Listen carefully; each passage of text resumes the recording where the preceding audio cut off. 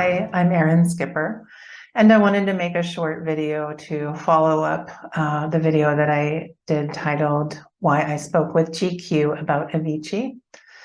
And there are several points that I wanted to make that I've thought about since posting that video and talking with a few people about it. There's a lot of problems with my story that don't make it easy to share my truth and what happened and what I've been going through the last 5 years, the last extremely difficult 5 years, but also really beautiful 5 years since Tim's passing. And right now it's March 2023, so it's quite literally just coming up on 5 years. And next week, the week after, actually will be 5 years since I met him. And I want to make another video about some of the things that happened just before I met him, because it was really profound. Actually, I had not only, really intense spiritual experiences since he passed, but even in the couple of weeks just leading up to meeting with him, I had a lot of, for lack of a better word, premonitions about some of the things that would happen after he died that were really surprising to me and didn't make sense at the time. And I want to make a separate video about that. But right now, I just want to focus on the problems with my story. And first, so what is it? I said this in the other video about why I spoke with GQ, that I had extensive communication with Tim after he died. And I don't just mean like vague interactions or signs or symbols that he was around, like sometimes people say if they see a butterfly or they see a dragonfly or they get certain signs from their loved ones that they know they're around. This was not that. This was really in-depth, detailed discussions that went on for many, many months and many experiences that have lasted over the past 5 years. And this doesn't mean that I've been having like nonstop continuous communication with him since he passed. I had extensive conversations with him in the first few weeks. And then the first few months after he passed, I had several conversations with him. And then it would be like several months or a year before I would have another conversation through like another person, another psychic medium. And I did have communication with him through several people. I don't even remember at this time the exact number, but it was at least like 10 to 30 people that I met. I'm in a spiritual community. I have a lot of psychic friends. I meet people who are mediums or empaths all the time. And this is what was happening for a long time. I would meet people kind of randomly, and they would talk about my spirit friend who was around, and they would start describing Tim and start describing what he was wanting to communicate with me, and things that he wanted me to do, and things that he had been seeing me do. And so it was all very, it was validating of what I was experiencing directly with him. And it also allowed me to understand and trust what I was perceiving in direct contact and communication with him without another psychic medium involved. And shortly after he passed, 4 days after he passed, I met a psychic medium that could see and hear him, although it was not my intention to try and communicate with him. But I did reach out to her a week after he passed away just to get some kind of idea what had happened. And I was in a lot of pain, as I'm sure everyone was who knew him, because I had just spent a week working with him prior to his passing. So I was thinking constantly of what I could have and should have and would have said, and did so for a very long time. In fact, I still have to be careful about that I don't spiral into this sort of, really endless and hopeless cycle of thoughts that will get me nowhere. Now, there are a lot of issues with this experience, and the first being that I know a lot of people, this is so far outside of their scope of what they think is realistic, what they think is possible. And so there's a problem. Like, a lot of people won't believe me if I do talk about it. And I kind of feel like I'm damned if I do and I'm damned if I don't, because he has really insisted over the past 5 years that I do share my experiences with him and that I do talk about him. And this was something even he talked about when he was alive and we were talking one-on-one. He wanted me to help people understand this particular side of him, his highly sensitive side, his intuitive side, the fact that he was an empath. And this doesn't mean that I knew him better than other people around him, because he was surrounded by friends and, his family, they've all known him his whole life, and they know a lot about him that I don't know and that I never got to experience. But even in the time that we were together, for me as well, it felt like I was finally meeting somebody that I really deeply understood and that I could relate to and connect to. And I'd never had that experience as strongly as I had with Tim. And especially after he passed away, there was a lot of, him being able to read my thoughts and what I was feeling and thinking about it. And he really wanted me to talk about it. And I was not only reluctant and scared what people would say and what his friends and family would say, and I didn't talk to his family right away. And immediately, actually, when we first started communicating, he was discouraging me from talking with his family because, understandably, everyone was in a lot of pain. His friends and family, there was a lot of chaos. And so he was like, don't even try right now. It's just too much. And they're not going to understand. They're not going to understand our connection, our communication, and what's happening. And this has been a recurring theme over the last 5 years, even in the last few months, this past fall and winter, in some communications that I had with him, which happened because I was asked to do another interview about him recently, and I was not sure that I should do it. And in fact, I did not do it, but I was really wanting to connect again with him. And I reached out to the psychic mediums I'd initially communicated with him through, and we had extensive hours-long conversations that were really like business meetings and looking at every angle of what has happened and how to approach it moving forward, and the dynamics with the family, which we've discussed many times, because even as the GQ article was coming out and things were getting more clear what it was going to be, I just want to say that I really had a lot of love and respect for everyone around him. And I don't think, and I said this in the other video, and Tim said it many, many times, no one is to blame for his death. And I don't think that anyone around him should take responsibility or blame. Naturally, the people closest to him will and were blamed for many things. But at the time, I really wanted to speak with his family because I wanted to share what I was experiencing in my communications with him. And then as the GQ article became more it hadn't been released yet, but we were talking about it, Tim and I were, and also Tim's parents, Tim's father and I were communicating regularly at that time.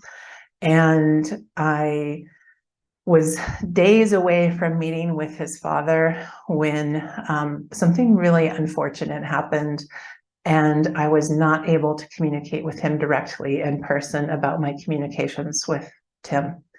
And I had tried a couple times, but we weren't able to. At the time, my therapist had suggested that I speak with him and ask him what his thoughts or feelings were about the afterlife.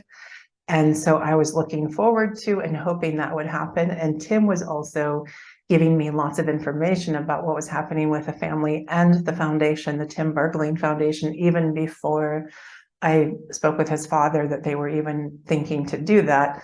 I had already been sort of writing about it through Tim and had several hours of conversations that were specifically about what Tim wanted the Tim Bergling Foundation to be and the services that he wanted it to provide. And one of the really, really key things was that he wanted empaths to be working with the Tim Bergling Foundation to provide support for other artists, empaths, creative, sensitive souls.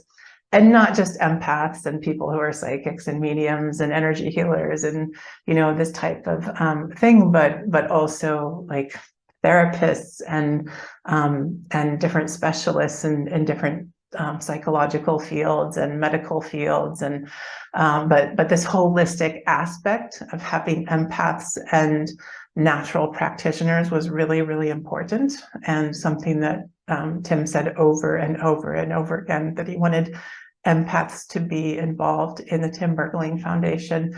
And I honestly don't know if they ever will be, if that will ever be a part of it. I have not spoken with his family still since that time. And I would say July 2018, it has just not been possible.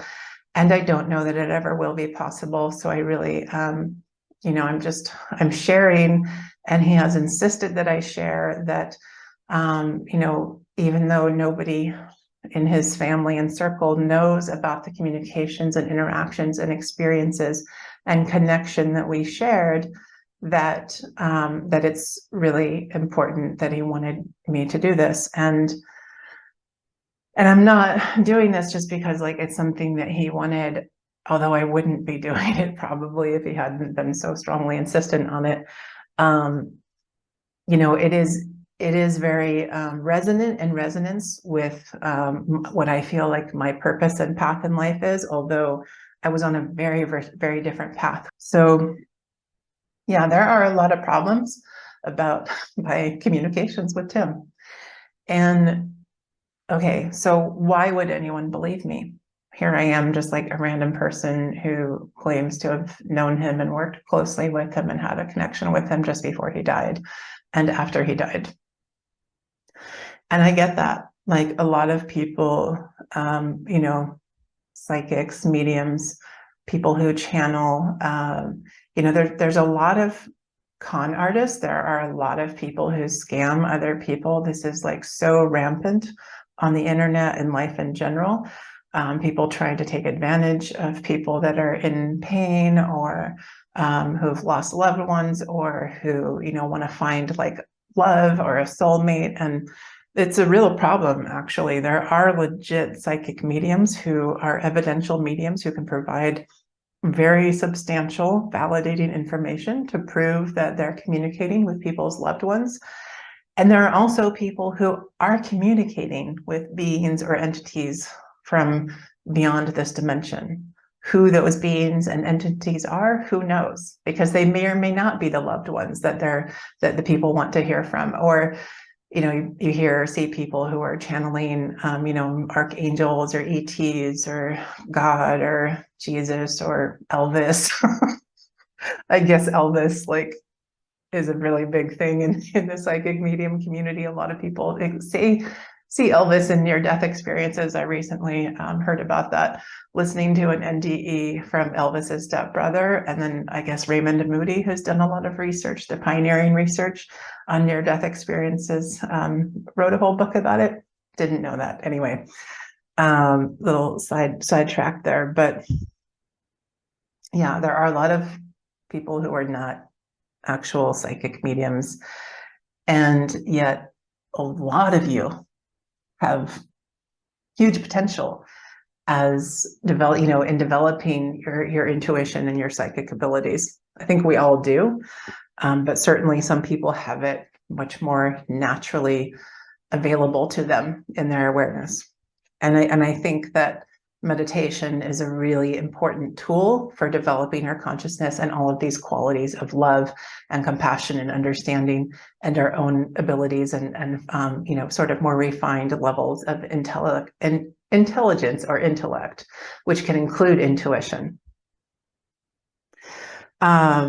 And I don't know about you guys, but I often see people who are like, oh, I know that person's lying. I know they're telling the truth. It'll be about some conspiracy theory or some BS that somebody's posted online. And they're like, oh, my intuition is absolutely, they're right. They're lying. They're telling the truth. And maybe they are, maybe they're not, so it's hard to know, how do we even trust our own intuition? I doubt my own intuition a lot of the times. And that's actually gotten me into trouble many times, because it's oftentimes been right. And I didn't listen. And I had a lot of experiences as a child around this that, I just, that's a whole other topic. But anyway, yeah. So I sometimes second guess my own intuition, and then also sometimes I'm just like, I don't know, this is really out there. And the times, like I said, sometimes it's been right, like before 9/11, or premonitions that I had working with Tim, unfortunately, that turned out to be accurate at a time made no sense, because in many ways, what people have said, that he was doing great and doing really well just before he died. So it, and in many ways did not make sense.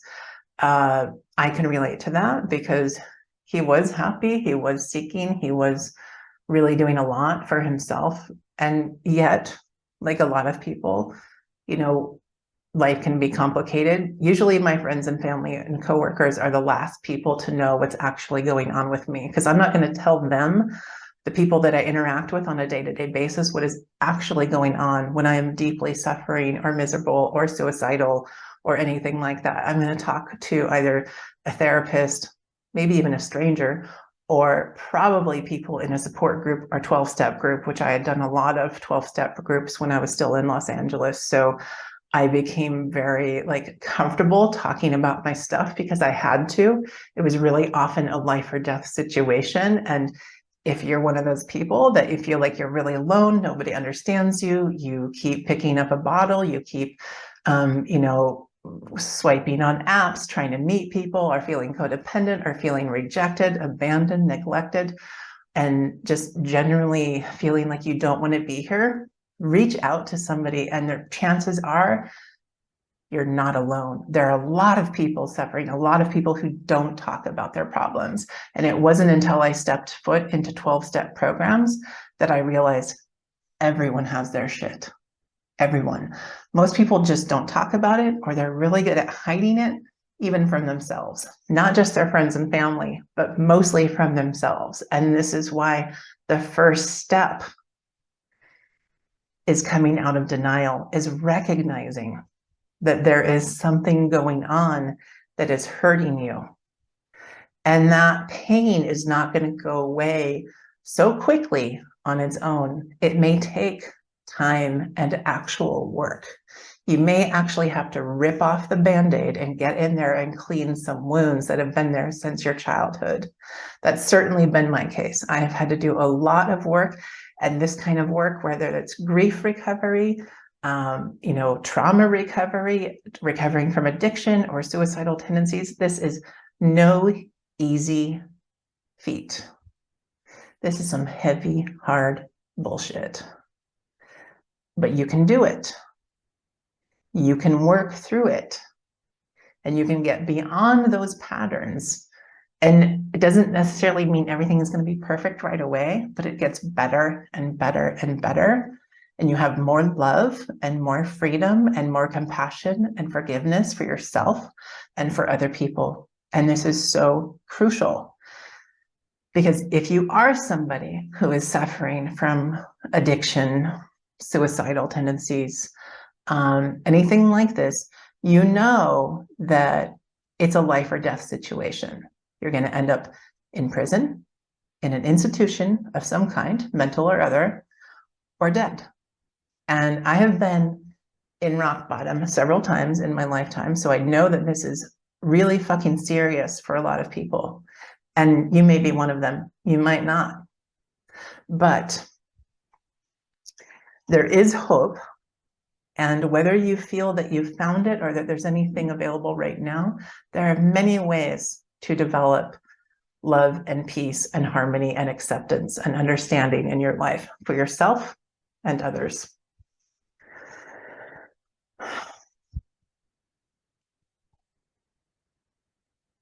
There are a couple other problems about my story. Talking about death and the afterlife is a real fucking buzzkill. It can kill your social life. I can't tell you how many friends I've tried talking to about this, and they're just like, okay, yeah, I don't want to talk about death. I don't want to think about it. I was on a first date a few weeks ago, and things were, actually, it was actually a second date, and things were going pretty well. Like, we hit it off. There was a connection and chemistry. And he was expressing interest in dating me. And I was like, hold your horses, buddy, slow your roll. Let's get to know each other and see how this goes. Because I've just seen that pattern over and over again. I've done a lot of 12-step recovery around relationships and codependency and moving too fast. And I know how painful it is and how we can trick ourselves into thinking something is real and beautiful when it's just straight up like addiction. And so I was like, let's take some time. Let's get to know each other here. And I was like, so what are your thoughts on the afterlife? Do you think about death and dying? And he was just like, I do not think about that. I still remember so strongly, I was actually in a lot of pain. This was a couple summers ago. And I was just really having like a PTSD spiral and thinking about everything that I experienced with Tim. And I was just crying, and I go through fits of extreme rage and anger. And one thing that I just learned recently, because rage and anger has been a real serious problem since this, is that somebody described you can just put your head in like a bucket or bowl of water and just like scream into the water. And I think that that's genius. And I wish I had known that sooner, because I can't tell you how many times I would want to scream so bad and just like smash it and throw bottles against walls and like, or myself, my head, whatever. And so I would just go drive out in the country where nobody was around and blast music and just scream and scream and scream. And this was something I did a lot in the several months that I spent meditating and not working and recovering, because I didn't sleep for like several months after Tim died. So there's problems. Like, nobody wants to talk about death and dying. I think it's a really fascinating topic, and listening to near-death experiences and shared death experiences since Tim died has really helped me to understand my experiences and to see actually a lot of people have gone through stuff like this. And it's very reaffirming, reassuring, and comforting to know that those experiences are real, like that the immense love that people feel on the other side, excuse me, and that I felt. Tim actually sort of infused me with it a few times, and it actually really turned on and activated my own healing abilities and feeling of love. And not that it was stable in there all the time, because I was in a lot of pain, but it started to become more stable over time and became a really predominant quality, really beautiful quality, and one that I really want to share with more people, not just friends and like lovers, but it's just sharing that feeling of love is so beautiful, especially when you can have it without expectations or without attachment, or, thinking that like you have to be with this person forever. It's just experiencing and sharing love. This has been something that Tim has shown me. And I probably, if you're watching this, you're probably a fan of his, and you probably felt it through his music and maybe shows and concert. This was something that he talked about a lot, like just really connecting with people, millions of people, through his music and art. And I mentioned this in the GQ video as well about, really connecting with and enlivening and helping people connect to their higher self, their higher power. So you can probably relate a little bit to that. I had a bunch of notes because sometimes I want to say something and then I just ramble on and I talk about other bullshit and I don't get to my point. And just a lot. Like, I really wanted to talk with Tim's family. It was not possible. There were many times, and maybe I'll show a little clip of one of the conversations that I was having with the psychic mediums, where they're like, you're really concerned about, these people, like his family and a few people close to him, but actually what you need to share and who it's going to impact is like so many more people. It's like millions of people, and you're kind of like hoarding it and like putting it in this little box, and it's like turning your back to everyone and everything. And in a way, I feel like I'm sorry that I have done that and I haven't talked about it, but it's been so hard, and I get so scared because I have seen the shit that people have said, and some of the lies that have been told about me, and the assumptions and the misunderstanding. And like, maybe my ego is too fucking delicate. maybe that's the point. Maybe that's the case, and trying to overcome that and to not care and to just share my truth and the love that I shared with Tim and the love that I know that all of you shared and have for him. And that's why so many of you have reached out to me and talked about the immense pain and grief that you were in once he passed away. It hit you in a way that you had not experienced a loss before. And I fucking get that. I fucking get that. So yeah, probably a lot more that I wanted to say. But the last thing I'm just going to close out is that, yeah, I know things were said about me and the motives that people said that I had for talking with GQ. And, I hope it's clear from the video that I made and from this that it wasn't coming from a place of like trying to betray him or expose him. It came from him asking me to do it and me having a lot of love and respect for him as a person and as a human, and wanting to help people understand him, because that's what he wanted more than anything, was to be understood and to not feel so isolated in his experiences. And he had so much love for everyone, his friends and family, fans, everyone on the planet. We also talked, speaking about being an empath, about how much it hurt to see other people suffer, like seeing a homeless person in pain. And he didn't know this when he was alive. We talked about some of this a little bit, and I was supposed to meet him 2 more times before he left for Oman. And that's the thing that I can't tell you how much it kills me that those meetings didn't happen, because I just felt like we had so much more work and I had so much to talk with him about. And, we talked about like, and so he didn't know like my personal struggles. He knew that I had hit rock bottom, and that was something that he really like respected, that I had gone through recovery, and that meditation was a tool that helped me. And like, we shared things that were very sort of personal, and I thought we had time to talk more.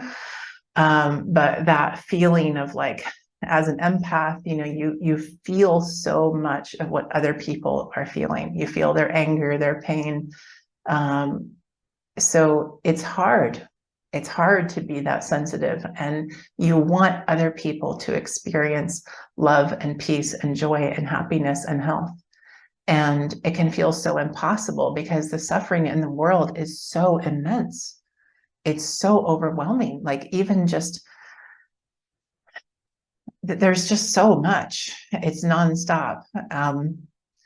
And he had so much care and compassion for all sentient beings, human and otherwise, on this planet. And so this is why, like, I want to support the Tim Bergling Foundation.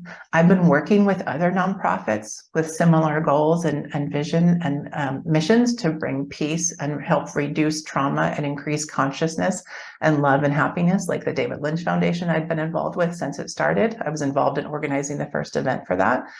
And I have many things that I want to do for myself and for others. And so I am starting small. Like, I made this song that came to me in that recovery period when I was having a lot of in-depth, direct communication and experiences with Tim, where he showed me how to do some of the healing, like energy work that I'm doing now. And also a song came to me, and it was such a beautiful experience. I could see and hear everyone involved in playing it, and who was playing the piano and who was singing, and the orchestra playing the instruments and the melodies.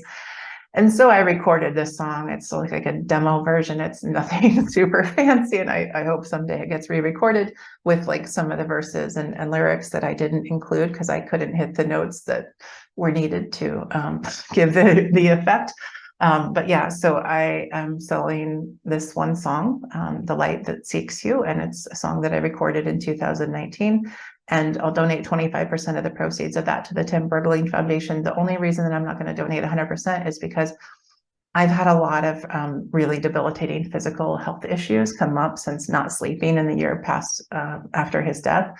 And also much more recently, I had to quit my job because I couldn't work because of health reasons. And I want to focus on like not trying to get another job right away, but to be able to write and share my experiences, my spiritual experiences that I had with Tim after he passed. So that's why I'm not just like donating 100% right now. If I ever get real rich, believe me, they can have all the monies. and I hope to get to a place where I really can support and help a lot of people. And I just have so many ideas and things that I want to do, and they're so in line with like what Tim's vision for his foundation was, and I hope to share some of those with his family someday. But again, I don't know that that's going to happen. So I'm just kind of out here doing my thing, not really knowing exactly what that is going to look like or how that's going to happen. But I look forward to sharing more with you soon. And I really thank you for taking the time, and I appreciate you for listening and watching and having an open mind and open heart. And I hope to see you soon.